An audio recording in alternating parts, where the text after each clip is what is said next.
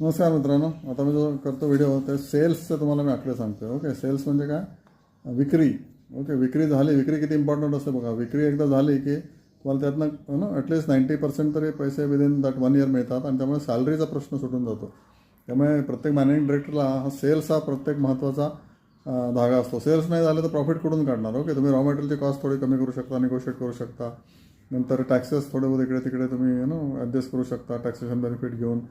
Okay, पण manpower caste ही तुम्हाला असतेच. सेल हो किंवा न हो, कमी हो किंवा जास्त हो, मॅनपॉवर कास्ट काही चुकलेलं नाही. सॅलरी देणे योग्य म्हणजे 30 तारखेला हे प्रत्येक मॅनेजिंग डायरेक्टरचं एक काय म्हणायचं प्रायमरी रिस्पॉन्सिबिलिटी असते. त्याच्यामुळे सेल्स वाढवणे ही त्याची प्रायमरी रिस्पॉन्सिबिलिटी असते, कारण सॅलरी देणे मस्ट आहे. राईट, सॅलरी दिली नाही की लगेच ते पब्लिकमध्ये जाहीर होतं तर डिले झाली सॅलरी की लगेच विचारतात यावेळेला 5 तारखेला सॅलरी का झाली, 29ला का नाही झाली किंवा 1 तारखेला का नाही झाली. तसा हा सेल्सचा महिमा आहे. तर सगळ्यात जास्त सेल्स भारतातले कोणाचे येतं? रिलायन्स इंडस्ट्रीजचे आहे.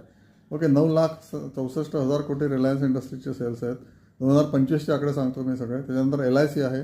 Okay, next is 8.8 lakh crore. नंतर SBI आहे. नंतर इंडियन ऑइल आहे. भारत पेट्रोलियम आहे 5 लाख कोटी.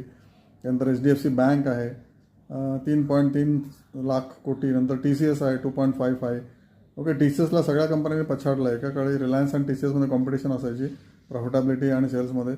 ओके, तर आता IT मागे पडायला लागले हळूहळू. हिंडाल आहे 2.3 लाख करोड. नंतर Tata steel, NTPC, ICICI bank, नंतर JSW steel, Infosys, Mahindra and Mahindra आहे सरपास मारुती सेल्स नाव. महिंद्रा अँड महिंद्राचे 1.59 लाख करोड आहे आणि मारुतीचे फक्त 1.52 लाख करोड आहे. ओके, 2025चे. कोल इंडिया, गेल आहे, ONGC, बजाज फिन्सर्व, त्या सगळ्या कंपन्या टॉप सेल्सचे आकडे घेऊन येतात भारताच्या स्टॉक मार्केटमध्ये आणि ऑब्व्हियसली त्यांचे प्रॉफिट पण त्या प्रपोर्शनमध्ये आहेत. तर रिलायन्सचे मे बी 7-8% असतील. एक्झॅक्टली मला माहीत नाही, तुम्ही काढा, गुगलवर सर्च करा. ओके, टाटा कन्सल्टिंग इंजिनियर्सचे 24%वरून आता 19-20% आलेले आहेत. प्रॉफिटेबिलिटी व्हेरी होते, पण सेल्स तुमचे इयर ऑन इयर वाढलेच पाहिजे. म्हणजे ते कंपनीची स्टॅबिलिटी असते आणि कॉन्फिडन्स असतो सगळ्या कॉर्पोरेट लोकांचा आणि एम्प्लॉईजचा सुद्धा.